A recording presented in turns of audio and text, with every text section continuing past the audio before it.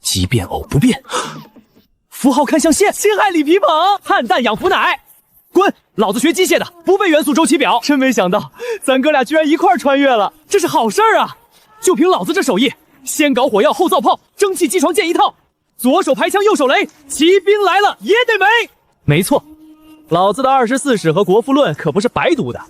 先搞垄断后放贷，收割世家当韭菜，左手套路右手算，坑的百官全要饭。无敌！咱俩直接天下无敌。不过兄弟，话又说回来，造反是个体力活，起早贪黑太累啊。确实，而且咱连京城朝哪边开都不知道，上来就去跟皇帝死磕，步子迈太大，容易扯着当。所以嘛，正所谓天高皇帝远，民少相公多，水太深，咱俩把握不住。有道理啊！只要混好这地方，把本地土财主都忽悠瘸了，咱们就地圈地盖房，偏安一隅，当个潇洒富家翁，岂不快活？你打铁来，我算账；你造豪车，我收过路费。白天勾栏听曲，晚上纸醉金迷，这才是穿越者的正确打开方式啊！完美！咱们的大好青春就该浪费在享受腐朽的富翁生活上。娘，那两个花子哥哥在念什么诗呀？他们是饿疯了吗？快走快走！这种疯子咬人可疼了，被咬了也要变傻子的。哼，山野村妇有眼无珠，不识卧龙真面目。黄口小儿少见多怪，安知凤雏有大才。不扯淡了，先进城吃顿好的。你身上带钱了吗？废话，咱俩是穿越过来的，我现在兜里比脸都干净。那咱们现在不就是两个要饭的吗？不是，哥们儿，你不是学机械的吗？你造点东西换钱啊，手搓个玻璃杯，熬个肥皂，弄个香水什么的，卖给大户人家，第一桶金不就来了？放你的连环屁！老子是学机械工程的，不是神仙。搓玻璃得要石英砂、纯碱，还得有上千度高温的窑。我现在手里只有这2斤烂黄泥，你要不要我给你捏个泥人垫垫肚子？那打火机呢？火柴呢？我给你打个火葬场，你要不要？没有机床，没有原料，你让我用指甲盖给你车个齿轮出来吗？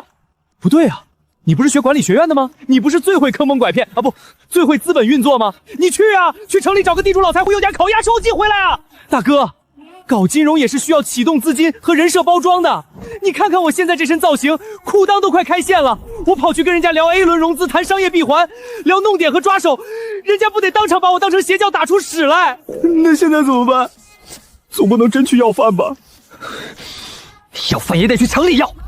凭咱们俩这智商，就算是当乞丐，那也是乞丐里的纳斯达克乔州选手。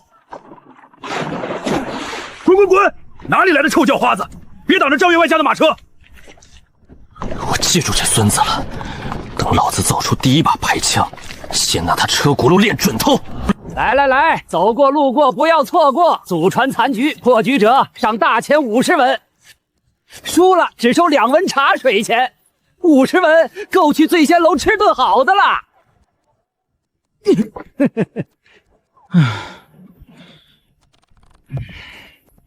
看什么看？咱们连2文钱都没有。兄弟，你知道什么叫降维打击吗？你上。哎呦，小叫花子，你有钱吗？就敢坐这儿？他要是能破，我把这棋盘吃了。就这俩叫花子，怕是连马走日，象走田都。居2平4，炮6退1，马8进7，将死。给钱！这怎么可能？王秀才想了半个时辰的局，他3喘气的功夫就破了。妖孽，这是妖孽啊！10步绝杀，毫无破绽。怎么想来账？这么多双眼睛看着呢，你想砸了自己吃饭的招牌？这是50文，知道吗，兄弟？降维打击就是咱们随便从现在带过一门手艺，在这儿都算独家垄断。比如说手搓肥皂，脂肪加减，皂化反应。你学机械的，这玩意儿没忘吧？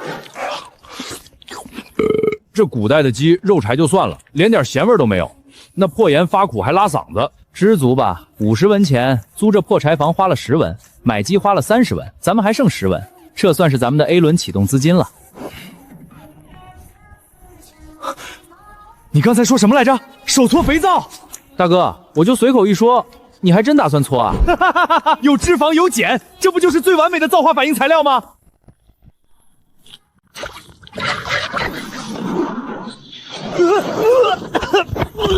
张山，你大爷的，你是在熬屎吗？我爹呀！那两个稀烂的叫花在煮大粪吗？房东呢？快把他们赶出去！这味儿比城外的乱葬岗还臭。成了，这就是大燕巢的第一块肥皂，纯天然，去污能力极强。兄弟，你觉得这玩意儿卖给穷人，他们有钱买吗？有道理。那如果卖给富人，你觉得哪个大户人家的千金小姐会往自己脸上抹这种看起来像大粪、闻起来像死老鼠的东西？那你说怎么办？包装，兄弟，在这个世界上，只要包装的好，大石也能卖出黄金的价格。明天你去给我弄点最便宜的花瓣和香料掩盖味道，再弄几个好看的木模子，剩下的交给我。准备好，咱们要开始收割大燕巢的名媛圈了。花和盒子搞定了，赶紧回锅重造。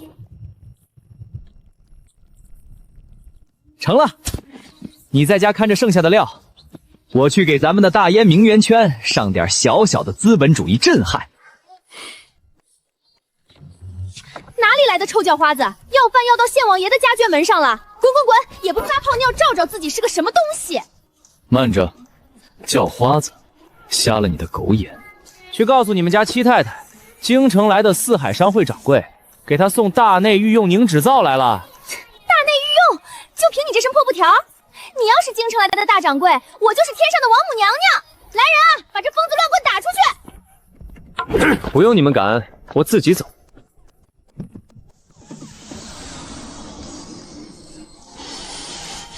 好香的味道！借个洗脸盆，再来块抹布。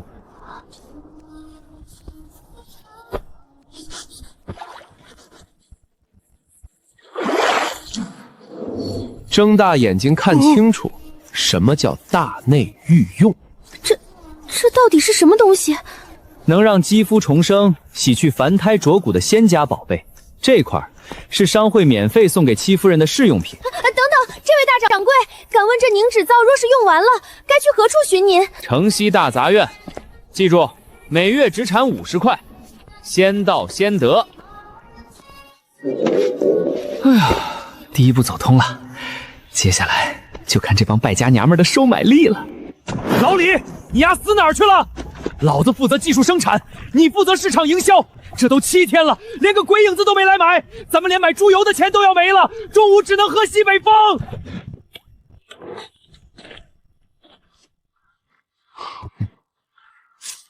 急什么？让子弹飞一会儿。飞个屁！咱们马上就要饿死了。就是这里，快，别让张元旺家的人抢了先！你们让开，我家小姐可是知府大人的表亲。别急，我的心。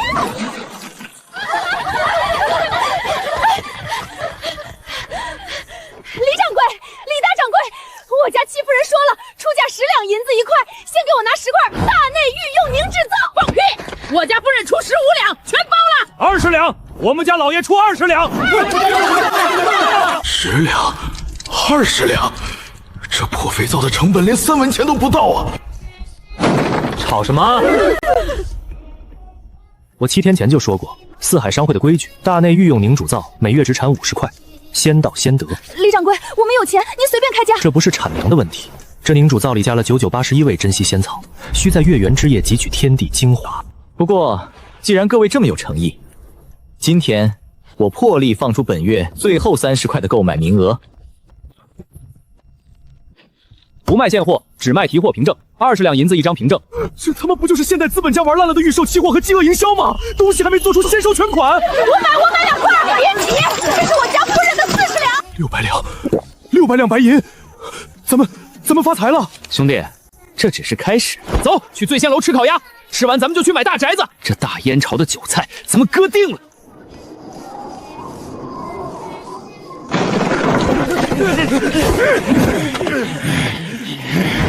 就是这2个外乡来的叫花子，给我把配方搜出来！大晚上的，诸位这是要打劫？打劫！本大爷这是在替天行道！交出那什么凝脂皂的配方，大爷我大发慈悲，留你们一条全尸，否则今晚就把你们剁了喂狗！配方啊，早说啊！这配方可是我们兄弟俩的命根子，上面记载着9981味仙草的熬制之法，可惜这配方里有一味最重要的药引子穿肠散，你拿到配方照着熬制，不出3天，你全家老小都会浑身溃烂而死。你敢耍我？给我上！把他们乱刀砍死！张山，上才艺，早就准备好了，送你们一场人工白抽！这是什么破玩意儿？我的眼睛瞎了，我瞎了！妖狐，他们会妖狐，快跑啊！王老板，不是要剁碎了我们喂狗吗？怎么嫌我这9天玄雷的配方不够劲儿？神仙饶命，我错了，我再也不敢。这是我身上所有的银票，全孝敬2位爷爷。拿钱买命，算你懂事。回去告诉城里那些眼红的同行，四海商会做生意讲究个和气生财，但谁要是再敢半夜来敲门，下次炸开的就不只是你们的眼睛了。是，小人记住了，小人滚，这就滚。现在咱们有多少钱了？加上王富贵赞助的这300两，一共900多两。走，兄弟，明天一早，咱们去城中心最好的地段买下最大的宅子。从明天起，大杂院的泥腿子死了，大燕朝首富四海商会正式挂牌。900两银子，你花300两在城里买了个带3进院子的商铺，剩下的600两，全用来买这片鸟不拉屎的乱石滩了。你懂个屁！城里那破院子能干什么？这里将是大燕朝第一次工业革命的摇篮。卢把头，图纸你看过了，我要在这河边建3座10丈宽的大工坊，不仅要宽，墙壁还要厚实，能防贼放风。给你10天时间。10天？张掌柜，这乱石滩连根像样的木头都没有，你要建3座大工坊，光是去山里伐木运石料就得半个月，更别说还要用糯米汁和黄泥一点点砌墙。老夫把话撂这儿，最快3个月，而且因为你催得翻倍，要300两银子。就是3个月都算快的了。这俩外乡人懂个屁的盖房子，真以为有钱就能胡来。你歇着，今天没你出场的份儿。3个月300两，卢把头。如果我说我不用1根木头，也不用什么劳什子糯米汁，今天日落之前，我就能在这平地上立起一堵坚不可摧的墙呢。张掌柜，你要是今天能在这空地上凭空做出一堵墙来，老朽这行的把头不当了。以后我这50个弟兄免费给你干3年白工。好，一言为定。李四，去把咱们前天烧的东西拉过来。就凭这几袋子灰，他莫不是想用面粉糊墙？沙子、碎石、灰粉，3比2比1，加水，给我死命的搅。就这，把一堆烂泥倒进木头筐子里，等水一干，这泥巴一推就倒，这也叫墙？行了，张掌柜，天快黑了，你这烂泥戏法也演够了，老夫该回家吃饭了。那300两银子，急什么？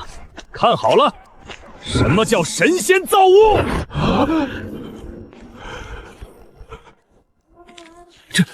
这怎么可能？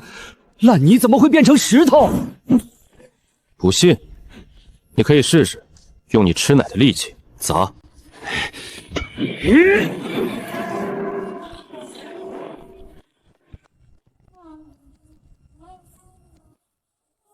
卢把头，打赌的事儿就算了，我张山不缺这几个白工，工钱我给你双倍。但这10天，你和你的人必须按我的图纸把这3座工坊给我盖起来，跟着我干，我保证你们这辈子赚到的钱比你们前8辈子加起来都多。但如果谁敢偷懒，下场就跟那块石头一样。东家，从今往后，我们这50人就卖给四海商会了。张山，铁矿石买回来了，但城里那个老铁匠死活不肯接单子。他说咱们要的铁件形状怪，数量大，要价翻了5倍。嫌形状怪数量大，我正愁找不到人试车呢。去把那老家伙叫来，告诉他，要是不来，以后大燕朝铁匠行当没他吃饭的份儿。好大的口气！我倒要看看你怎么让我没饭吃。你那图纸上画的什么齿轮轴承，我打了一辈子铁都没见过。要我打，行，1000两银子，少1个字免谈。张山，水车转起来了，开炉！张掌柜，你莫不是疯了？这么大的铁块，就算老夫带着10个徒弟，抡上3天3夜的大锤也砸不平。你打算用牙啃吗？有钱烧的吧？这么大的铁坨子，除了当秤砣还能干嘛？师傅，咱们走吧，别看着疯子耍猴了。老东西，睁大你的狗眼看清楚，什么叫水力百断钢！我的亲娘嘞！这是人力能干出来的事儿吗？不可能，这绝对不可能！没有10个壮汉抡大锤，这铁怎么可能被砸得像面团一样？疯了！这是把江河的力气借来打铁啊！张大将，老朽那点微末道行，在您面前连个屁都不是。老朽不要那1000两了。若是张大将不嫌弃，老朽愿入您商会的籍，不求别的，只求能让老朽在这神机旁打个马手，学点真本事。行了，别嚎了，哈哈哈！今天晚上把我要的齿轮、轴承全给我打出来。明天一早，我要让大燕朝的第1台新式水力织布机站起来。技术威慑完成，接下来该轮到老子用资本主义的铁拳去收割这帮古代土著了。老李，库房装不下了，你丫到底卖不卖得出去？急什么？让子弹飞一会儿。汇通钱庄那边办妥了吗？办妥了，按照你的意思，用咱们宁主造未来半年的独家分红权做抵押，从汇通钱庄借了3万两白银。不过我真不懂，咱们卖肥皂赚的钱够多了，干嘛还要去借高利贷？因为我要用这3万两买空江南所有的上等生丝和好棉花，我要让这城里的8大布坊一根好线都买不到。我操，釜底抽薪啊！怪不得你这半个月让我把织布期的飞梭间隙调大，原来你打算用劣质短棉织布。没错，他们的手工必须用好线才能织出好布，稍微差一点就容易断线。但你的机器不怕，粗棉、短棉照样织。准备好，今天就是大燕朝布商的末日。对，那个四海商会简直欺人太甚。半月前，他们突然开了5家布庄，那布的料子比咱们精织的还要细密，可价钱呢，他们只卖30文。30文啊！咱们雇织女买棉线，1匹布的本钱就要50文，他卖30文，这不是在做善事，这是在要咱们的命啊！刘掌柜，江南那边传来消息，市面上的上等生丝好棉花全被人以高出市价2成扫空了。咱们派去提货的船老大说，江南的丝商宁愿赔双倍的违约金给咱们，也把货全转卖给那个人了。什么？是谁干的？据说是京城来的一股神秘客商砸了整整3万两白银。虽然江南那边赔了咱们违约金，可咱们雇船雇镖局去江南的开销全打水漂了呀。最要命的是，现在就算咱们拿着这笔违约金去蜀中进货，一来一回最快也要2个月。是四海商会，绝对是李四干的。他一边低价卖布，一边高价买空原料，他这是要跟咱们同归于尽啊！工坊存线只够3天，2个月空窗期，光每天的口粮底薪就能吃垮铺子。同归于尽，王掌柜，你也太高看你们自己了。李四，你到底想干什么？你高价买空原料，自己也得亏死，你这叫损人不利己。亏死？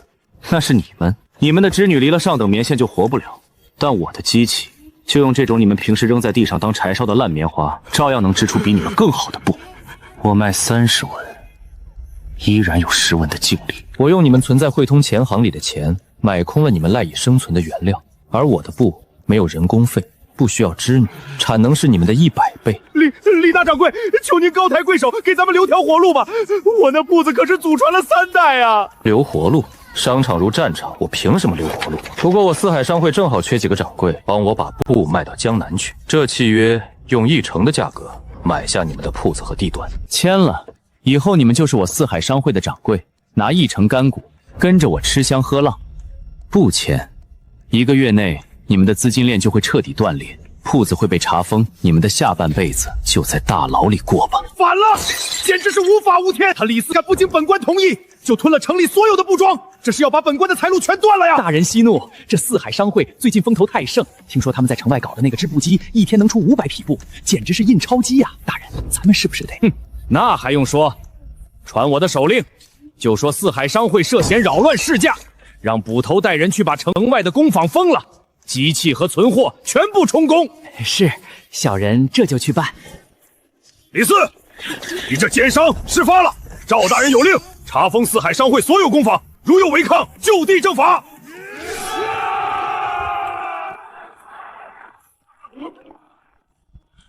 不好意思，擦枪走火。你们刚才说要查封谁？孙捕头，别动不动就拔刀，容易伤着自己。赵大人的胃口，李某人清楚。不过今天这门，你封不了。这是神仙用的宝贝吧？孙捕头，你看清楚了，这2箱琉璃神镜可不是送给赵大人的。那是送给谁的？是送给知府大人正房夫人王诰命的。李大掌柜，误会，这绝对是个误会。赵大人的意思是让小的们来给商会看家护院。滚！是，这就滚！老李，你丫真够可以的啊！拿我昨晚随便烧出来的玻璃去忽悠那帮孙子。再说了，你什么时候联系上知府夫人了？就昨天下午，我花了1000两银子买通了知府夫人的贴身丫鬟，送进去了一面小镜子。今天早上，知府的特许经营公文就已经在送来的路上了。有了知府的特权保护伞，从明天起，咱们的四海商会要把手伸向盐和铁了。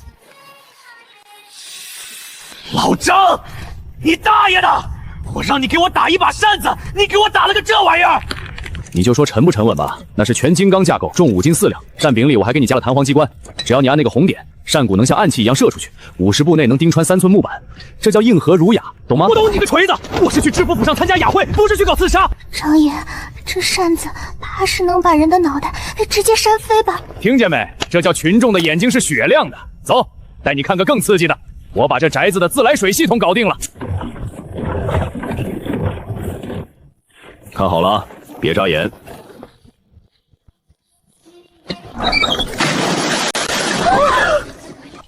这水怎么自己会流出来？张爷，您是不是在里面关了个小水神？水神没看见，水鬼倒是有2个，这就是物理的力量。老李，以后洗澡不用丫鬟一桶一桶往里倒水了，哥给你装了个土法花洒，舒服，这才叫生活。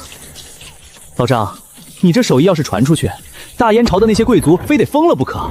疯的还在后面呢，来看看我给你弄的土法席梦思。准头，上去试试。张爷，那可是主子的床，奴婢哪敢？少废话，这是命令，这是在进行工程验收。妖法，这条是活的，他要奴婢屁股。爽！老张，你真是个天才，这种陷进去的感觉比那硬邦邦的木板床强出100倍。那是，我这弹簧的 K 值是经过计算的。你们2个别在这装受惊的小鹿，去把这几天的作业拿出来。张爷，能不能不背那个99歌了？那5735后面，奴婢老是记不住。记不住就去抄100遍。我四海商会的人连乘法口诀都不会，出去丢的是我的人。夏荷，你过来给我讲讲什么叫杠杆原理。讲不清楚，今天中午没肉吃。老张，你真是焚琴主恶，人家这么漂亮的妹子，你让人家背99乘法表，你还是人吗？你懂个屁，这叫科教兴国。老李，别光顾着爽，你要的那些铁矿和煤矿，知府那边的批文下来没？我的高炉已经饥渴难耐。批文已经到手，但这青州府的盐铁生意一直被本地的崔家把持着，咱们动了他们的奶酪，那帮家伙可不会像赵知县那么好对付。管他什么崔家狗家，敢挡着老子搞工业革命，我就让他们见识见识什么叫物理层面的降维打击。老张，你这到底行不行啊？我可是把牛皮都吹出去了。今天下午要在全城的盐商面前开品盐大会，你要是搞砸了，咱俩今天就得卷铺盖跑路。急什么？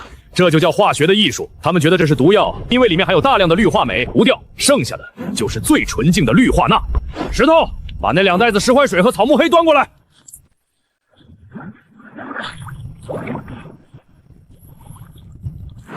我操，这就成了？早着呢，还得过滤蒸发。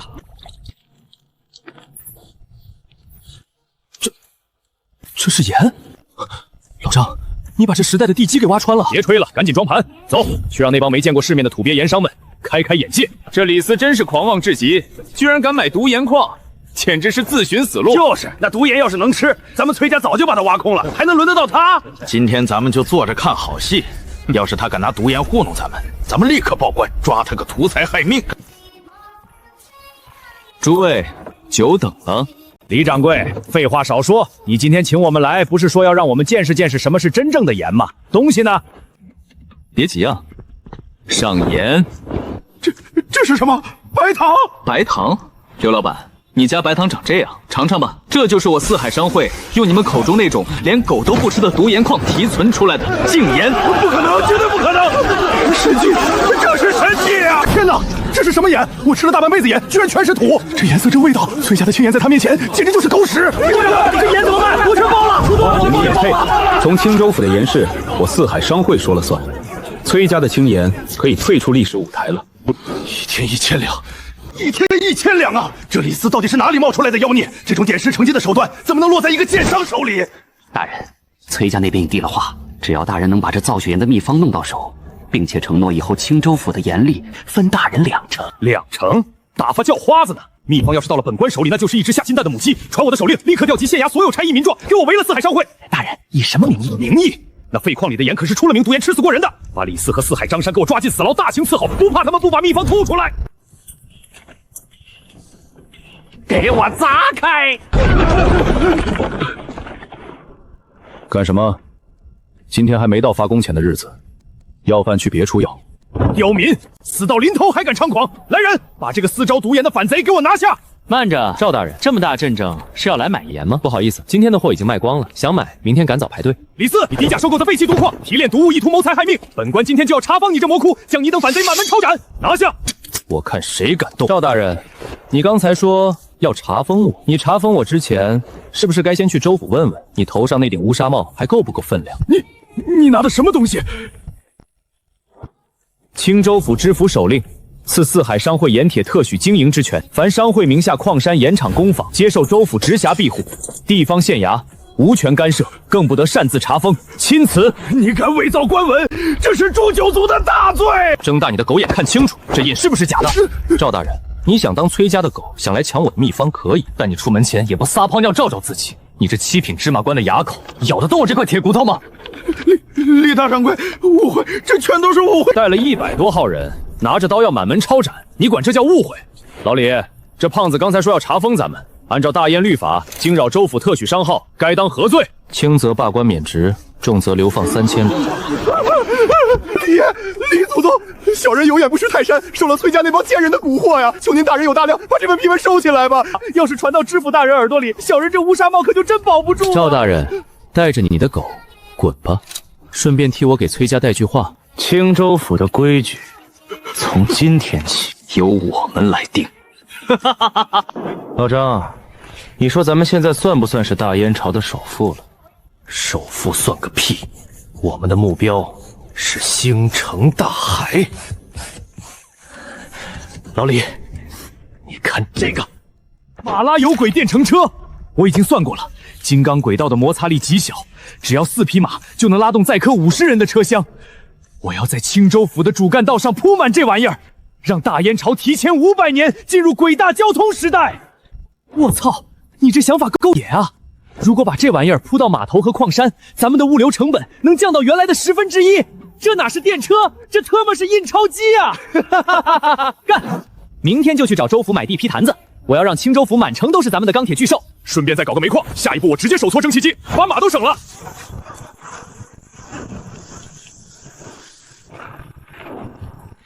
王爷恕罪，那四海商会不知从哪儿弄来了妖法，造出了血一样的精盐，小人实在斗不过他们，这半年的盐力全被他们抢光了呀！斗不过，本王养了你20年，你现在告诉本王，你连2个剑商都斗不过。王爷饶命，那2个剑商富可敌国，他们手里不仅有营盐的秘方，还有一种能瞬间削铁如泥的神器。只要王爷出马，把四海商会抄了，不仅军饷有了，连军旗也能焕然一新啊！知府的批文，在这大燕朝，只要本王的刀够快，什么知府，什么商会，不过是本王案板上的肥猪罢了。传本王将令，大军开拔，进驻青州府，封锁4门，军管全城。本王倒要看看，是那2个剑商的银子硬，还是本王的铁骑硬。王爷，下官不知王爷大驾光临，有失远迎。只是这军管2字，似乎不合朝廷规制。规制。本王的3万铁骑已经断粮3天了，你跟本王谈归附？这大燕朝的江山是本王带着人在北疆一刀一刀拼出来的。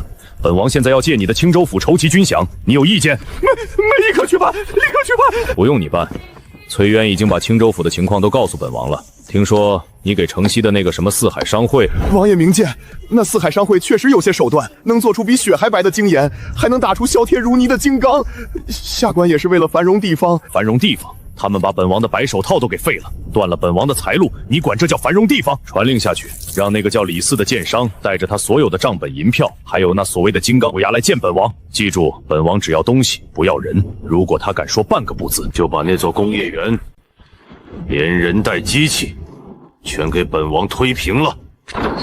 李爷，这次是真的天塌了呀！那是镇北王，他手底下的3万中甲骑兵，杀人都不带眨眼的。知府大人现在还跪在衙门院子里没敢起来呢。老李，怎么说？要不要我把后院那2门刚筑好的土炮拉出来？管他什么王爷，只要敢冲进来，老子让他知道什么叫动能守恒。老张，这是古代，不是现代。我们那2门土炮挡不住3万重甲骑兵的冲锋，硬拼只有死路一条。我们必须用商业规则去跟他谈判。商业规则？跟一个封建军阀？你脑子进水了吧？不，只要是人就有所求。他要军饷，要武器，这就是我们可以谈判的筹码。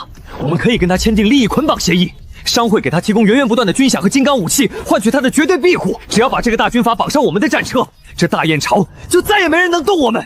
走，去府衙，我要给这位古代的王爷上一堂现代经济学的课。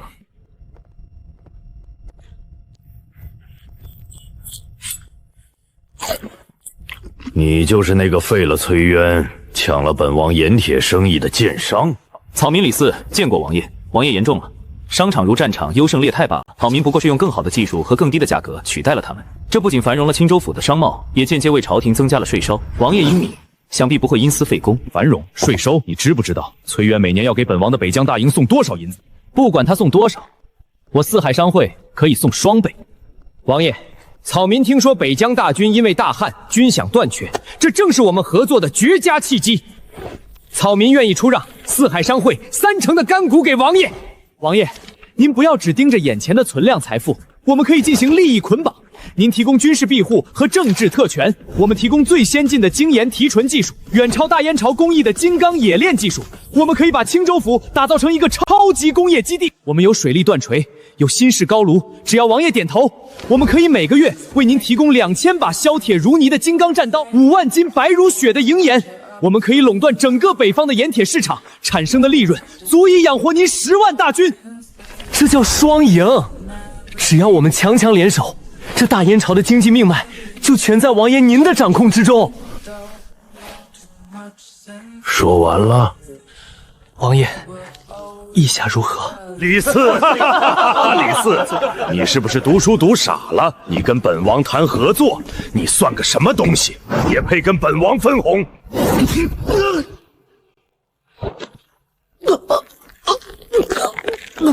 普天之下，莫非王土。率土之滨，在你们这些奸商眼里，万物皆可卖；但在本王眼里，只要本王的刀够快，这天下都是本王的。你那所谓的技术图纸，全都是本王的。本王要拿走属于本王的东西，为什么要跟你分红？本王没耐心跟你玩什么过家家的游戏。传令下去，包围城西工业园。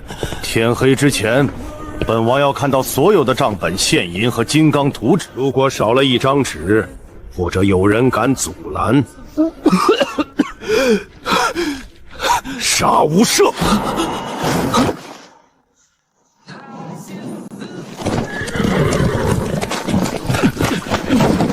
老李，老张，没用，全都没用。什么没用？你不是去跟那个狗屁王爷谈股份了吗？那帮孙子为什么还要围我们？股份，双赢。老张，我们太天真了，在那个王八蛋眼里，我们连跟他谈判的资格都没有。他下令了，天黑之前交出所有的现银、账本，还有你画的那些图纸。如果敢说半个不字，工业园杀无赦。张爷、李爷，咱们把银子交出去吧，钱没了可以再赚。外头那些兵爷可是真会杀人的呀！是啊，把图纸给他们吧，咱们斗不过官军的。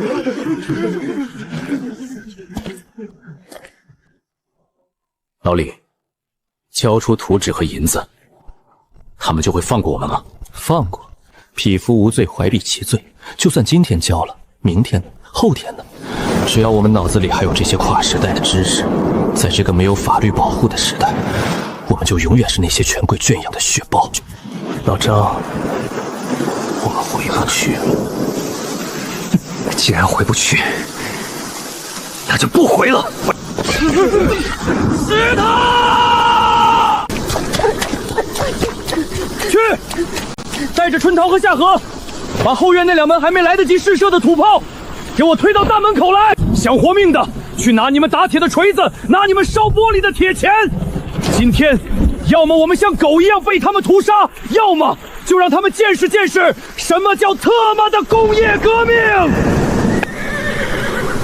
时辰到了，奉王爷令，四海商会抗拒军管，意图谋反，全军冲阵，踏平工业园。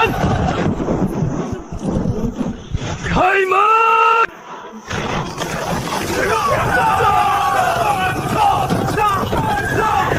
去死吧，封建余孽！成了，成了！部队，大家快跑！老张！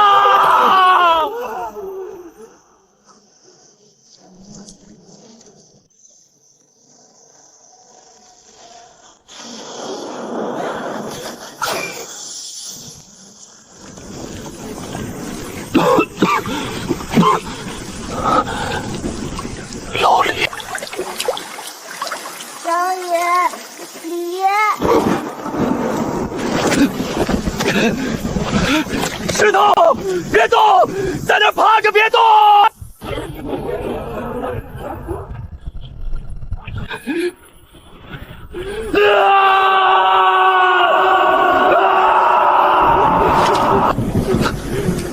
没了，全没了。什么经济学，什么物理学，全是狗屁。搜，这就是你们用来买命的东西，30万两，一分不少，拿走，都拿走。你疯了！那是大同钱庄的建票集兑的银票，30万两。银票，在这乱世，没有镇北王的大义，这些破纸连擦屁股都嫌硬。王爷有令，四海商会私通敌国，意图谋反，念在你们献上金刚图纸的份上，留你们全画押吧。谋反，好一个谋反！还要让我们背上千古骂名，这大元朝的规矩真是好得很啊！老李，别废话了，图纸就在那个箱子的夹层里，密码锁只有我知道怎么开。开。老李，还记得我们穿越过来的第一天说要干什么吗？记得，我们要当乞丐里的纳斯达克桥中人。放屁！那是给文明人定的规矩。对于这群野蛮人，我们要当他妈的死神！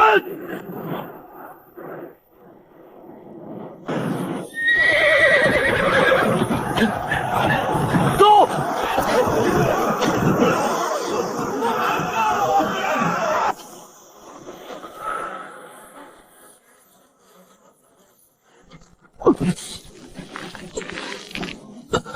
老李，冷吗？不冷，我现在的血是烫的。老张，你说的对，跟这群封建野蛮人讲什么经济学，讲什么股份制，纯粹是脑子进水了。这帮孙子以为用几把破刀、几匹破马就能把我们踩在脚底下，他们以为抢走了高炉和几张破图纸就能掌握我们的力量，他们根本不懂，真正的工业革命不是那些冰冷的机器，而是我们脑子里的知识。石头死了，春桃和夏荷也死了，他们毁了我们的心血，杀了我们的人。老李，我不想造自来水了，也不想造席梦思了，那个配方太温和了。我要搞点硬货，无缝钢管、消化甘油、雷酸泵。我要让这帮还在挥舞着冷兵器的土鳖见识见识什么叫真正的热武器降维打击。好，钱我来搞，不管是用什么办法，我李四发誓，3个月内我给你建起一座真正的兵工厂。既然这大燕朝的规矩是他们定的，那我们就把定规矩的人全宰了。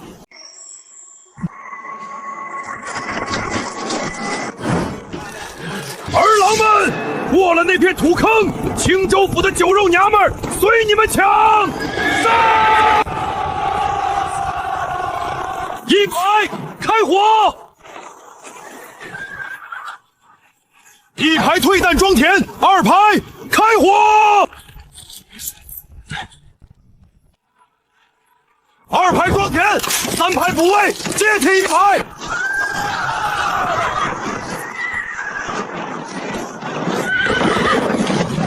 完了，全完了！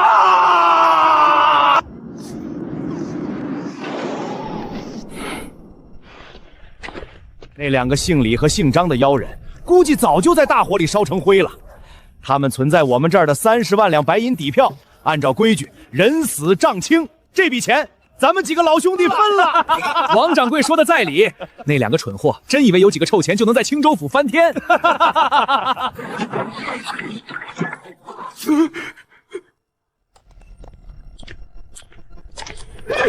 你没死！来人，护院，外面的护牙司哪儿去了？别喊了，外面的20个护院已经被我们清理干净了。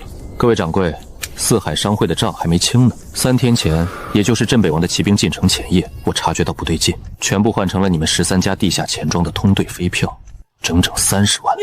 你少拿着破纸吓唬人！镇北王已经下令抄无了四海商会所有的家产，你存在钱庄里的底银已经被官府查封了，你手里的飞票现在就是废纸，你这是明抢！是啊，镇北王烧了我的工坊，还要抢我的本金，所以我只能来找你们拿现银了。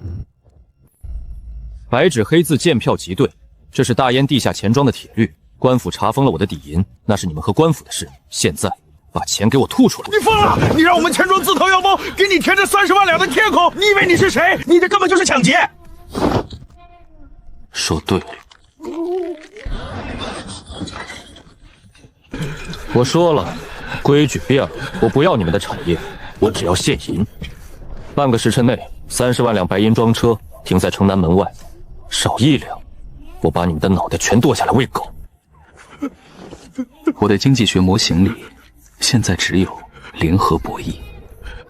去筹钱吧，掌柜的。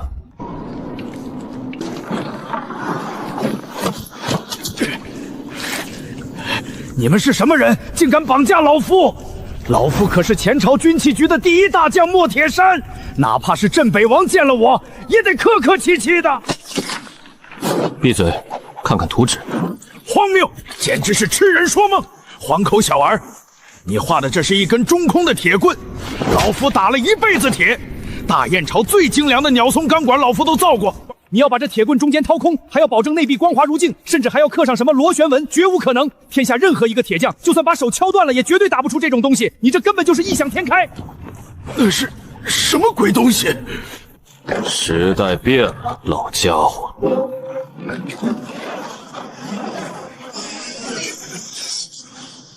不可能，这不可能！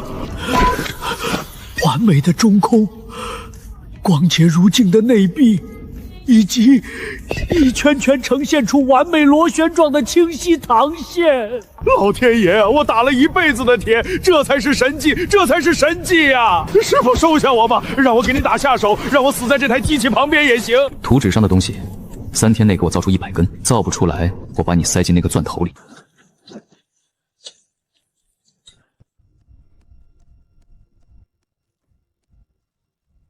老张，这玩意儿真有你说的那么邪乎？别靠太近，也别大声说话。这叫雷酸镁，只要一丁点摩擦或者撞击，它就能产生极度高温的爆燃。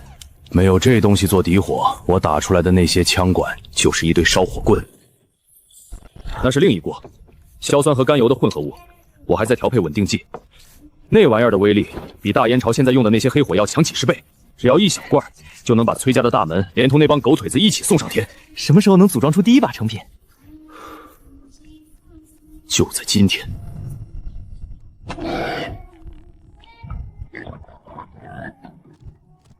300米，张爷，这距离连最强劲的床弩都射不到啊！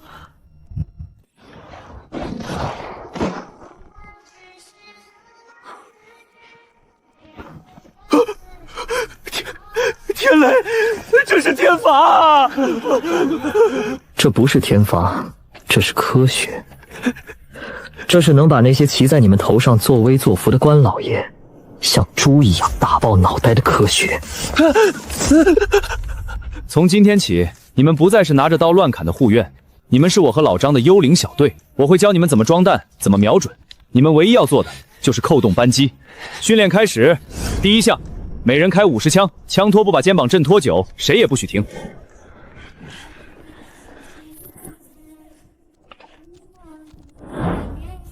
出发，目标青州府。恭喜崔老爷，贺喜崔老爷！拔掉了四海商会这颗毒瘤，如今青州府的盐铁生意可就全仰仗崔老您一家了。哪里哪里，这都是镇北王爷的威名庇佑。说起来，那两个姓李和姓张的妖人死的也真是便宜他们了。若是落到本官手里，定要将他们千刀万剐，以儆效尤。通判大人说笑了，两个会点奇技妙术的剑商罢了，在王爷的重甲铁骑面前，连个全尸都没留下。来，喝酒。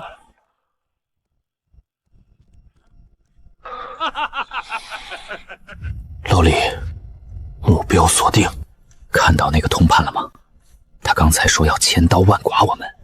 看到了，那就让他先尝尝花生米的味道。开火！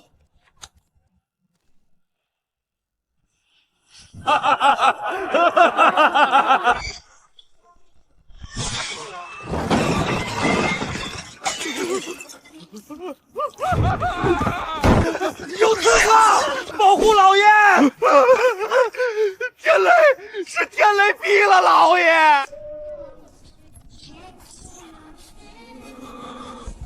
第二枪，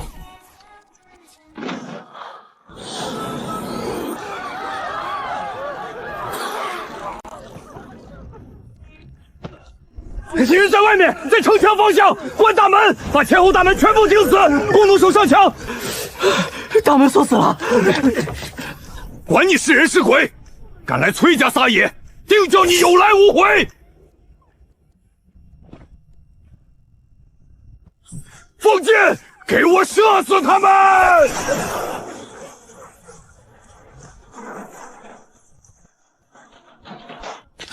就这点本事，关门？你们以为这是过家家吗？那是什么暗器？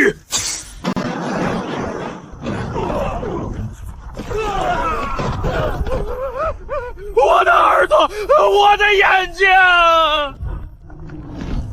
一排半跪准备，二排持枪待命，交替开火阵型，展开。一排开火，一排退弹装填，二排开火。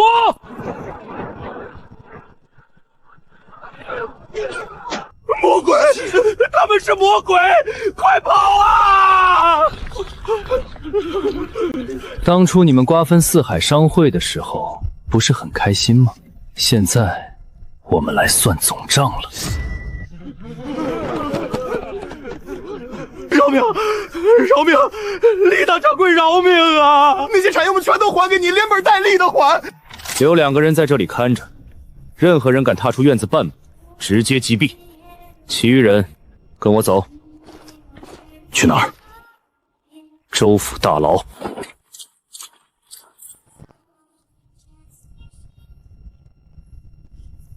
站住！大燕州府重地，擅闯者死！老张，交给你了。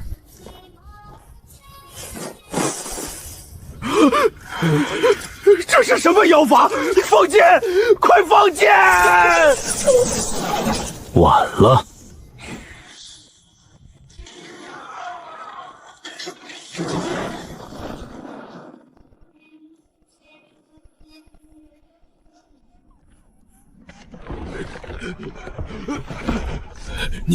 你想干什么？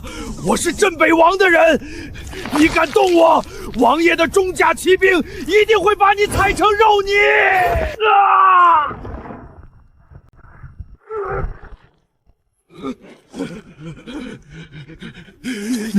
你到底想怎么样？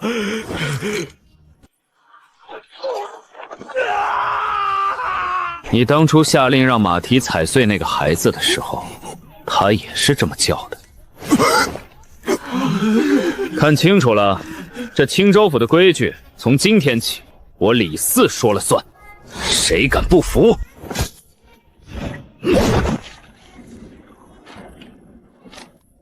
这就是下场。跑得真干净啊！知府、通参、县令，还有城里的那些大商贾，连夜逃出了城。现在的青州府连个管事的活人都没有了，你指望他们留下来和你讲道理？你昨晚把偏将打断4肢钉在十字路口，这叫立威。立威的代价，就是他们把你当成了比镇北王还恐怖的疯子。我就是要让他们怕。老张，我们现在有多少钱？你从地下钱庄抢来的30万两现银，加上昨晚抄了崔家大院搜刮出来的10几万两，够我们打一场小规模的局部战争了。不够，镇北王不是傻子，偏将死了，崔家灭了，他很快就会知道青州府失控。他的重甲骑兵从大营开伐，最多只要7天就能兵临城下。15个人，就算枪法再准，也挡不住骑兵的冲锋。我们需要军队，一支不怕死的军队。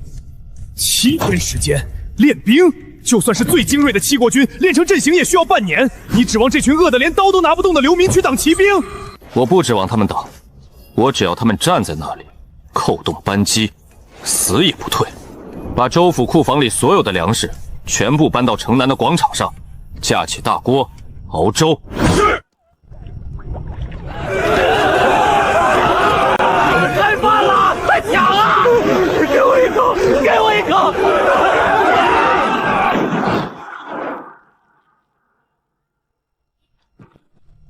我叫李四，现在青州府我说了算。想吃饭可以，青壮男子站到左边，老弱妇孺站到右边。从今天起，青州府实行全面战时配给制，没有钱，没有买卖，只有服从。愿意给我卖命的顿顿白粥加肉，不愿意的一粒米也没有。去城外吃土或者死在街上，随便你们。敢抢粮者杀，敢乱阵者杀，敢不听号令者杀。现在开始选。肉，真的是肉，我吃到肉了。我这辈子都没吃过这么浓的米饭，连筷子插进去都不会倒啊！李老爷是活菩萨，李老爷是神仙啊！听好了，我不需要你们会打架，我也不需要你们有多勇敢。我要你们做的只有3件事：第一，听到哨声举枪；第二，听到口令扣扳机；第三，前面的兄弟死了，后面的必须踩着他的尸体补上位置，哪怕天塌下来，没有我的命令，谁敢后退半步？死。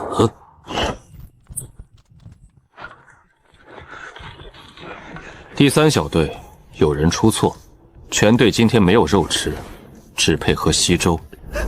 王八蛋，都是你不好练，害得我们没肉吃。老张，人我准备好了，你的枪呢？深山矿洞的产能太慢了，我把青州府所有的铁匠铺和工匠全抓了过来，实行了流水线作业。打枪管的只管打枪管，做枪托的只管做枪托。7天时间，我勉强凑出了500把后动枪，但质量参差不齐，炸膛率可能在5%左右。5%？这已经是极限了。大元朝的生铁质量太差，我用土法高炉强行脱碳，也只能做到这一步。想要更好的钢，必须等镇北王的事了结，重新建立大型炼钢厂。够了，把枪发下去，让他们见见血。快，动作快点！这一炉的温度降下来，钢就废了。你不懂打铁没关系，你只需要每天站在这个位置，把这块铁皮砸成这个模具的形状，砸对1000个，给你发半斤猪肉；砸错1个，扣1天口粮。张爷，今天出了80把城枪，加上前几天的，一共512把。不够。张爷，还有一件事儿。您前天让我带人赶制的那把根特别粗的钢管，还有那个带摇把的底座，已经弄好了。可是那玩意儿太沉了，根本不是一个人能扛得动的呀。好东西。老张，别摸你的铁疙瘩了。探子回报，镇北王的先锋营已经过了落雁崖。多少人？2000轻骑兵，全是百战老兵。领军的是镇北王麾下有名的疯狗偏将呼延灼。最迟明天中午，他们就会兵临城下。将军，前面就是落雁崖了。过了落雁崖，青州府就无限可守了。那群在青州府作乱的妖人，听说还发粮招募了一群要饭的流民。回将军，探子回报，确实如此。据说拉起了几百人的队伍，手里拿着一种烧火棍。拿烧火棍的流民，老子带着2000轻骑，就算是2000头猪，也能把他们踩成肉泥。传令下去，过了落雁崖，直接一波冲进青州府。老子要在天黑前把那2个妖人的脑袋割下来当夜壶。是。快！把这些带刺的铁丝给我拉紧，用木桩钉死，站好挖深点儿，不到齐腰深，骑兵冲过来一刀能削了你们的脑袋。抖什么？害怕了？想好了！看看你们身后，那是青州府，锅里还煮着大白米饭和肥肉，你们的老婆孩子都在城里等着你们打完仗回去吃肉。你们现在跑了，那些骑兵冲进去，不仅会抢光你们的粮食，还会当着你们的面把你们的老婆孩子砍成肉酱。我的规矩，这几天你们应该已经刻在骨头里了。听到哨声开火，没有哨声，谁敢后退半步，老子的幽灵小队在后面架着枪，第一个崩了他！不跑，死也不跑！对，保卫米饭，保卫肉，杀光那群抢粮的狗杂种！老李，干得不错。地雷埋好了吗？500颗触发式黑火药地雷，全埋在铁丝网前面300步的冲锋区了。只要他们敢以密集阵型冲锋，那里就是他们的火葬场。来了，全体都有！哈哈哈哈！将军您看，那群要饭的居然在城外挖坑玩泥巴，不知死活的蠢货！儿郎们，过了那片土坑，青州府的酒肉娘们儿随你们抢！杀！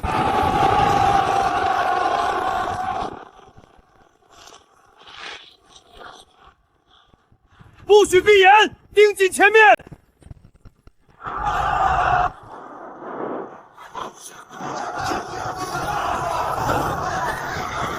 怎么回事？那是天雷吗？不要乱，不要停，继续冲！冲过去，把他们全砍了！铁丝网，注意那铁线，冲过去！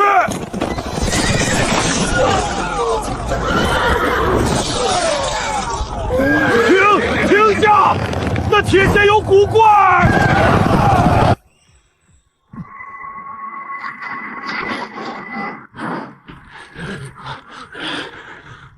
一排开火！一排退弹装填，2排开火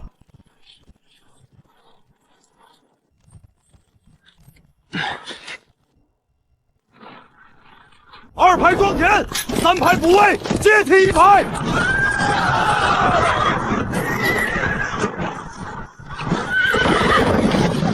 完了，全完了！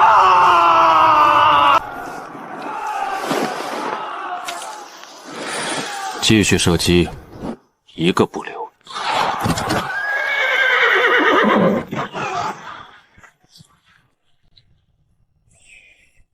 退，装填，开火！这不可能，这绝对不可能！将军，顶不住了，兄弟们死得太快了，这铁线根本砍不断，马冲不过去，我们在里就是活靶子啊！老子就不信这个邪！他们那烧火棍不用装填的吗？所有人下马，步战冲锋，只要冲进坑里，他们就是一盘散沙！给老子冲！第3排退，第1排上前，开火。第2排上前，开火。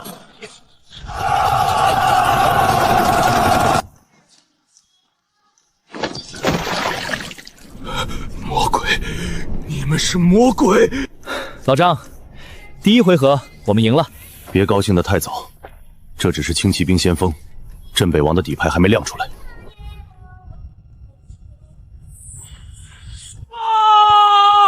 呼延将军的先锋营全军覆没了！你说什么？2000精锐轻骑去剿灭青州府的一群流民暴贼，你现在告诉我全军覆没？呼延灼呢？呼延将军疯了！属下在落雁崖坏接用，看到呼延将军一个人跑回来，嘴里一直喊着天雷魔鬼，连刀都拿不稳了。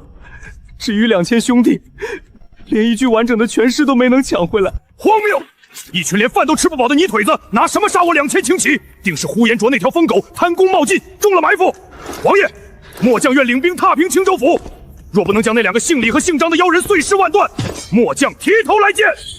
青州府那2个奸商，先是杀了我的白手套崔家，又占了我的州府，现在连我的先锋营都吃下去了，这是在打本王的脸，这是在挑战重甲营，全军集结！本王要亲自去看看，到底是多厉害的妖法，能挡得住我大燕朝最强的钢铁豪流！王爷英明，5000铁符令一出，青州府那群乌合之众顷刻间便会化为齑粉。李爷、张爷，镇北王的主力动了，探子拼死传回来的消息，5000重甲铁符营距离野狼谷不到50里了。5000重甲，连人带马，加上那层厚重的布人甲，平均重量超过1000斤。以冲锋速度撞击，动能是轻骑兵的3倍以上。你那500把后膛枪打得穿吗？30步内能破甲，但他们是5000人，不是2000。只要有100骑撞进战壕，你的500新兵就会在一瞬间被踩成肉酱。所以不能让他们以完整的阵型冲到战壕前面，硬刚是最蠢的办法。打仗打的不仅是武器，更是后勤和经济。这5000铁浮屠人吃马嚼，每天的消耗是一个天文数字。老张，前线交给你，给我拖住他们3天。你要干什么？我要把这支无敌的铁浮屠饿成一群连刀都举不起来的废物。王爷，出事了！咱们原定在安平县和清水县补充的3万担精子料和1万担粗粮没了。没了是什么意思？被人买空了。就在5天前，有一批神秘的商人带着成箱的现银，以高出市价3倍的价格，把北方3州所有能买到的金饲料、马草，甚至连给马治病的金创药，全部扫荡一空。查清楚是谁干的了吗？大掌柜，这玩意儿真的能当钱使？他以前不能当钱使，但从今天起，他就是青州府唯一的钱。发布公告，从即日起，青州府内全面废除大烟铜钱和白银的流通，所有人在商会控制的工坊当兵打仗不再发铜钱，只发粮票。想要吃饭，想要买盐，只能用粮票。大掌柜，这是要绝了朝廷的根啊！如果大家都只认粮券，那镇北王的铜钱和银子在咱们这儿，岂不是连张废纸都不如？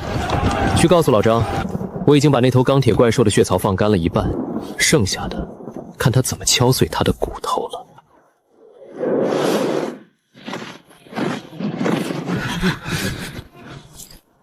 别慌，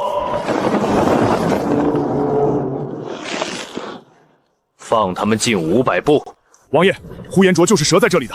那些妖人似乎在地下埋了会爆炸的天雷，还有那些挂着倒刺的铁线，专门用来割马腿。哼，雕虫小技！传令重甲步兵列顿阵上前抬雷，铁浮屠居中，等步兵扫清障碍，直接以楔形阵碾压过去。我要这群流民连一具全尸都留不下。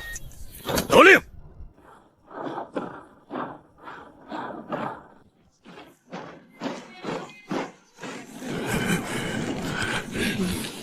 张爷，打吗？放他们过来。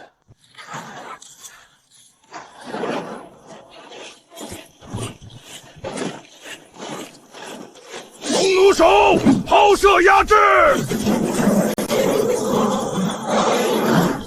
隐蔽！他们没反击，妖人的天雷用光了，破开铁线，铁浮屠准备冲锋。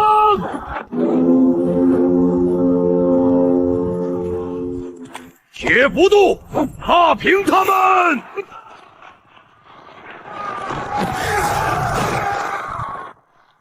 全体起立，开火！哈哈哈哈！妖术破了，他们的暗器打不穿我们的重甲，给我死！时代变了，大清亡了。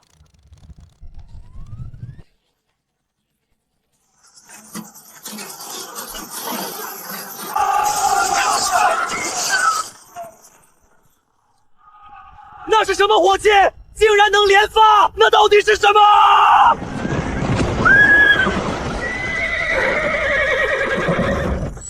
开火！不要停！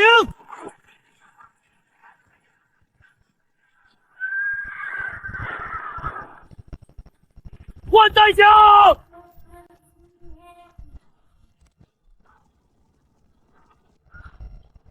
撤！快撤！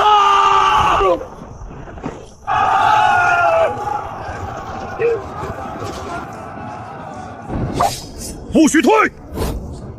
给我稳住战线！王爷，快走吧！再不走就来不及了！停火！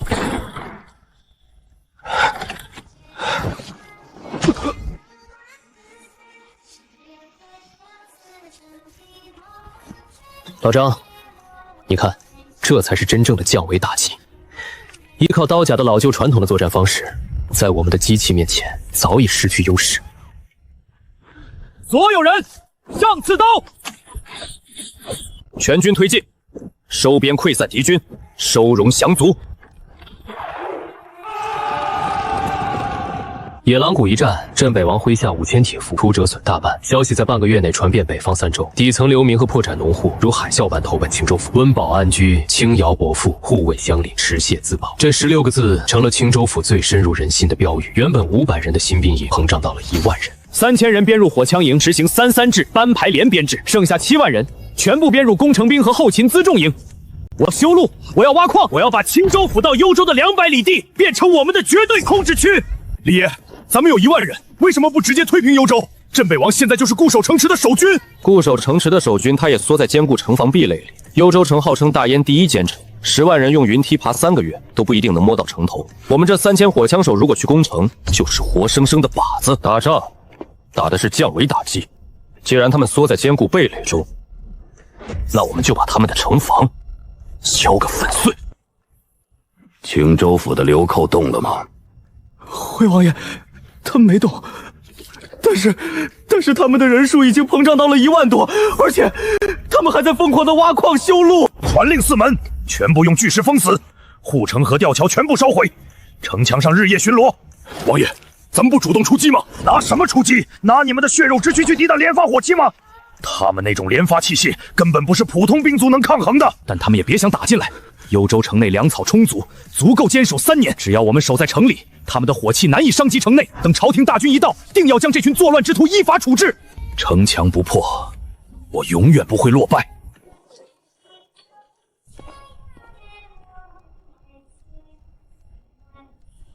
开炉，浇筑，冷却，脱模。张爷，这炮管太厚实了，大燕朝的红缨大炮跟它比起来，简直就是个易碎的瓷器。可是这么重的炮，没有神力怎么搬得动？用马匹拉，装上轮子，它就是移动的毁灭之神。12门，10天之内，我要12门这样的火炮，以及1000发开花弹。张爷放心，只要管饭，我们把命填进去也给您造出来。1万人，他们居然真的赶来攻城，就凭那些拿烧火棍的部族，他们连云梯都没带，难道想用牙齿把这5丈的青砖墙啃下来吗？王爷，他们推着几辆被布盖着的大车，会不会是攻城锤？攻城锤？护城河的吊桥已经烧了，他们怎么推过来？传令弓弩手，只要他们敢靠近城墙100步以内，立刻射杀。滚木落石准备好。老张，距离差不多了，让火炮列阵吧。炮兵连向前推进。谢步，构造炮兵阵地。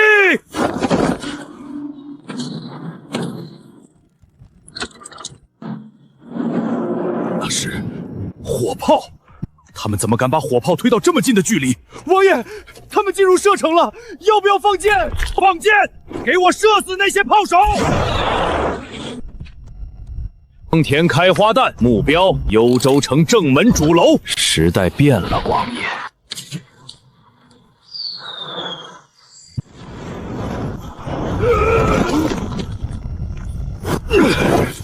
这是什么妖法？这怎么可能？不要停！全部炮群自由射击！城门楼基2侧城墙，给我轰平它！顶不住了，城墙要塌了！好啊，这是天雷，我们打不过天雷的！老张，停火，让大炮散热。接下来，该我表演了。城里的兄弟们，别给镇北王卖命了！他在王府里吃香的喝辣的，你们在城墙上挨天雷劈。我们青州府的人现在顿顿有肉吃，你们的爹娘妻儿都在城外饿肚子呢。镇北王的大军已经死光了，朝廷的救兵根本不会来，这城墙马上就要塌了。你们想跟着他一起陪葬吗？大猪啊，我是你娘啊，你别打了！青州府的李老爷给咱们发粮食了，你快出来吧！二狗，我是你媳妇儿，你快开城门吧！镇北王是个畜生，他把咱们的口粮都抢光了！我不打了，我娘在外面叫我，我不给王爷卖命了！反了！你们想造反吗？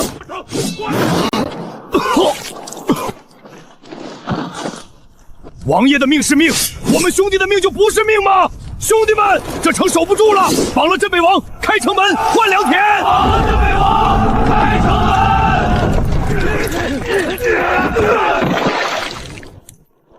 王爷，这幽州城的泥水凉吗？李四，你这个疯子！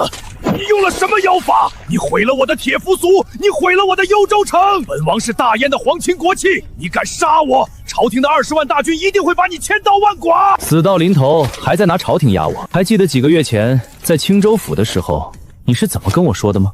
那时候我带着四海商会70%的利润，低三下四的去求你合作。我说那是双赢，你当时是怎么回答我的？你说普天之下莫非王土，你们2个奸商的命都是我的，我为什么要跟你们分钱？你说的对，王爷，这片土地上的规矩就是谁的拳头大，谁说了算。现在我的拳头比你大，你觉得你的命值多少钱？我给，我什么都给，我把幽州、青州、冀州的税收全给你们，我上奏朝廷封你们做异姓王，我把所有的金银珠宝、所有的女人都给你们，我只要活着，我只要活着。李大掌柜，咱们双赢，咱们可以双赢啊！老张，平时吃人的时候比谁都狠，轮到自己挨刀了，叫的比谁都难听。等等，别杀我，我还有用，我知道朝廷大军的部署。王爷，我说过，我的经济学模型里已经没有分红这个词了。废物，都是一群废物！慕容庭号称大燕第1名将，手握5000铁浮屠和幽州坚城，居然被2个商贾出身的流寇不到1个月就给灭了。他还被自己的手下绑了县城。陛下息怒。据逃回来的探子说，那2个妖人掌握了天雷之术，他们的武器能在几百步外杀人于无形，甚至能用雷火直接轰塔城墙。朕不信什么天雷，朕只知道幽州一丢，北方3州门户大开，反贼的兵锋直指京师。传朕的旨意，即刻起全国总动员，再从江南中原急调10万精锐，由兵马大元帅呼延烈统帅。朕要御驾亲征，20万大军就是一人一口唾沫，也要把那青州府和幽州城给震淹了。20万大军。大燕皇帝把老本都掏出来了，老张，咱们现在有多少人？加上刚收编的幽州降兵和新招募的流民，满打满算3万。火枪够用，但大炮只有30门，炮弹储备不足5000发。3万对20万，哪怕我们有武器代差，如果被他们四面合围，用人命硬填，我们也扛不住多久。所以不能打防守战，必须主动出击。老李，你还记得我之前让你准备的那些用牛皮和丝绸缝制的大灯笼吗？记得啊，你用来发传单的热气球吗？发传单太浪费了。这几个月，我除了打造器械，把所有的精力都花在了这玩意儿上。这玩意儿的威力极强，这点分量便能将大燕皇帝主营连同周边3000护卫将士夷为空地。你要空投？对，立体打击。在冷兵器时代，军队的指挥系统是极其脆弱的，只要皇帝和主帅一死，这20万人就会瞬间变成一盘散沙。好，我来配合你。今天晚上，我会让情报部门通过内线疯狂散布谣言，就说天罚将至，大燕气数已尽，先把他们的军心搞乱。只要你的炸药一响，我立刻让3万火铳军全线压上，发动反冲锋。我要让这20万人在这幽州城外上演一场大燕朝有史以来最大的营销。听说了吗？今天白天城里有人放话说，今晚会有天罚降临在中军大帐。嘘，别乱说，当心被东征队砍头。不过那2个妖人连镇北王都灭了，说不定真会妖法。陛下，明日一早，臣便亲自督战，驱使府兵用沙袋填平护城河。只要大军能靠近城墙，就算他们有火炮，也挡不住我们的人海战术。天上那是什么东西？是天灯，好大的天灯，怎么会飞得那么高？装神弄鬼！弓箭手，给我射下来！陛下，太高了，根本射不到啊！老李，点火！大燕皇帝收快递了。那是什么东西掉下来了？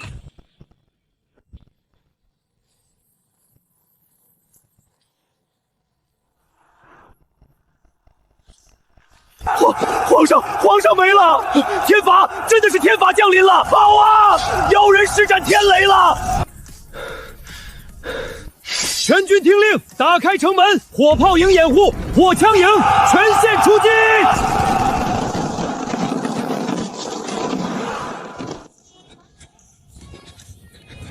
老李，皇帝死了，镇北王也死了，接下来你打算怎么办？自己当皇帝吗？当皇帝？看看吧，这是大燕朝各地的藩王和总兵发来的密信。皇帝死了，他们不仅没有起兵勤王，反而纷纷拥兵自重，割据一方，甚至还有人派使者来向我们示好，想买我们的火炮。这种封建糟粕，谁爱当谁当。老张，我们的兵工厂产能还能扩大10倍吗？只要你有足够的铁矿和煤炭，100倍都不是问题。好，通知下去，废除大燕国号，在北方3州建立大燕第1军政府。这片土地上的规矩太烂了，我们既然来了，既然手里有枪、有炮、有技术，那我们就把这天下所有的旧规矩全部砸个稀巴烂，建立一个属于我们的真正的工业帝国。